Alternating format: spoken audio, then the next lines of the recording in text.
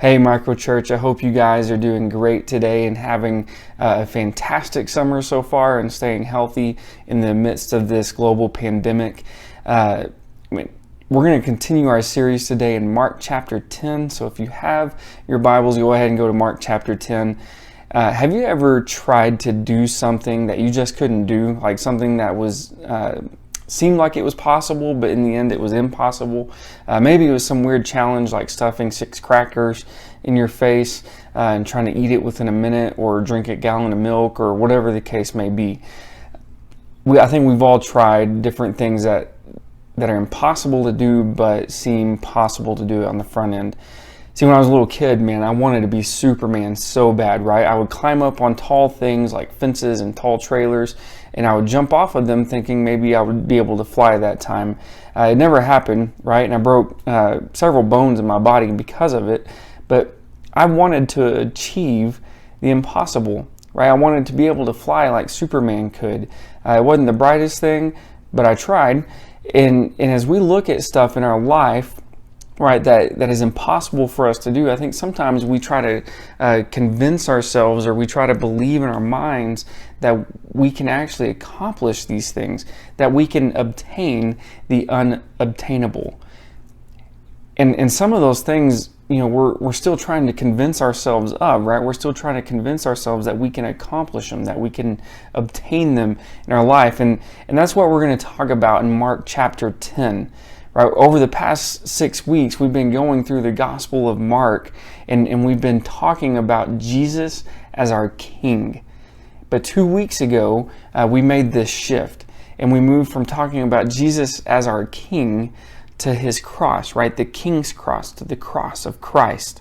And today, we're going to answer this one question: why the cross? Right? Why does the cross matter? We know that God is all-powerful, that he is all-loving. And so if he is all-powerful and he is all-loving, why can't he just forgive us and call it good? Why did he have to go through the extreme of using the cross? And so in Mark chapter 10, starting in verse 32, we read this: "And they were on the road going up to Jerusalem, and Jesus was walking ahead of them, and they were amazed, and those who followed were afraid. And taking the 12 again, he began to tell them what was happening to him, saying, 'See, we are going up to Jerusalem, and the Son of Man will be delivered over to the chief priests and the scribes, and they will condemn him to death and deliver him over to the Gentiles. And they will mock him, and they will spit on him, and they will flog him, and they will kill him. And after 3 days he will rise.' And James and John, the sons of Zebedee, came up to him and said to him, 'Teacher, we want you to do for us whatever we ask of you.' And he said to them, 'What do you want me to do for you?' And they said to him, 'Grant us to sit, one on your right and one on your left, in your glory.' And Jesus said to them, 'You do not know what you're asking. Are you able to drink the cup that I drink, or be baptized with the baptism that I am baptized with?' And they said to him, 'We are able.' And Jesus said to them, 'The cup that I drink you will drink, and the baptism with which I am baptized you will be baptized. But to sit at my right hand or my left is not mine to grant, but it is for those to whom it has been prepared.' And when the 10 heard it, they began to be indignant at James and John. And Jesus called to them and said to them, 'You know that those who are considered rulers of the Gentiles lord it over them, and the great ones exercise authority over them. But it shall not be so among you. But whoever would be great among you must be your servant. And whoever would be first among you must be slave of all. For even the Son of Man came not to be served, but to serve, and to give his life as a ransom for many.'" You see, Jesus' purpose was not to come and be served, even though he was king. Right? His purpose was to come and die, to come and be a sacrifice, to be a ransom for many. See, that word ransom, it means to buy the freedom of a slave or a prisoner. And the person paying the ransom would make a huge sacrificial payment that matched the value or paid the debt of the slave or the prisoner to secure his or her freedom. And Jesus He came to pay that ransom for you and for me, right? And it's a ransom that you and I would never be able to pay. It's an impossible ransom. It's an impossible payment. And Jesus' payment was his own life on the cross. But why? Right? Why did Jesus have to go through such lengths? Why did he have to go through so much suffering and death? Why couldn't he just, God, in all of his love, forgive us? Here's the thing. Jesus didn't have to die despite God's love. He died because of God's love. See, all life-changing love is a sacrificial love. It's a substitutionary sacrifice. It's a replacing sacrifice. Think of it this way.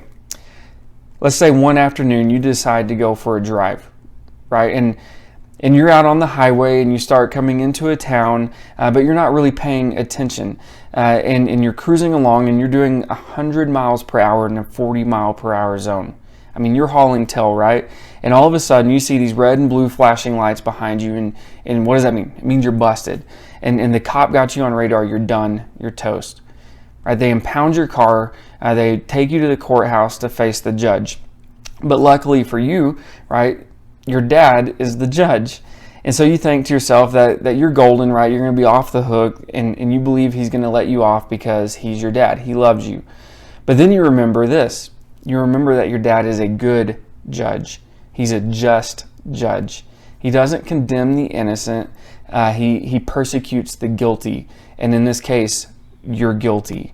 And so you start to remember that and you start to freak out a little bit.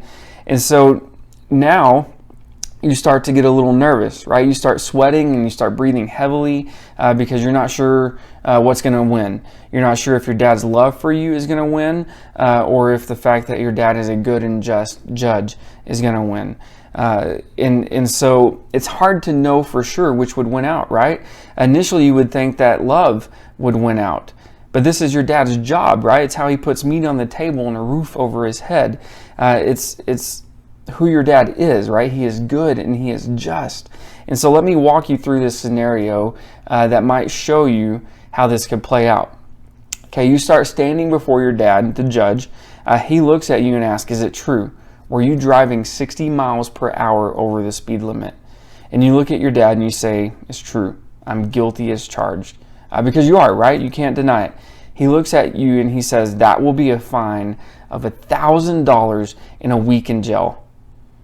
Guilty as charged. Justice won out, right? Now you're really sweating it because one, you don't have $1,000. And so that means you're going to go to jail for a week. And you see the bailiff heading towards your way, taking the cuffs out to cuff you up and to haul you to jail. But then all of a sudden you see your dad, right, stand up. He takes off his robe. He walks down towards you. He reaches into his back pocket and he pulls out a checkbook and he writes you a check for $1,000. And he offers it to you, right? He's making a sacrifice to you. You have a choice in that moment, right? To accept the gift or to deny it. Here's what's happened, right? Your dad is just and he is good. And so he declared you guilty and he demanded that a penalty be paid for your actions. But he loves you so much that he decided to pay the penalty on your behalf, right? This is what God does on the cross for you and for me, right? He is loving and he is a just God, and there is no denying either one of those. But there's also no denying that we're guilty. Romans 3:23 says, for everyone has sinned and fallen short of God's glorious standard. So what wins out, right? His love or his justice? Man, in this case and in God's case, both. Right? Both win out. His justice wins out because he is a good and just God, and he declares us guilty and he demands that a price be paid. But his love also wins out because out of his love, he came to us, right? He came for us, not to be served by us, but to serve us and to offer his life as a ransom for many. A ransom for what we could never accomplish on our own, something that's completely impossible. Right? He gives us our freedom from slavery, our freedom from bondage. Romans 5:6 is an awesome passage, and I love what it says. It says this: when we were utterly helpless, Christ came at just the right time and died for us, right? Sinners. So the point is that sacrifice is at the heart of real love. Right? Sacrifice is at the heart of a love that truly changes. And we know that anybody who has ever made a difference in our lives, right, made a sacrifice for us in some way. They stepped in and they took the heat when we deserved it. And so it makes complete sense, right, that this is what God had to do to deal with evil and sin in our lives. Right? He had to be a sacrifice in our place. He had to humbly give his life as a ransom for many. And I hope that you guys really grasp a hold of this truth and are able to have a good discussion about it in your groups. Have a great week.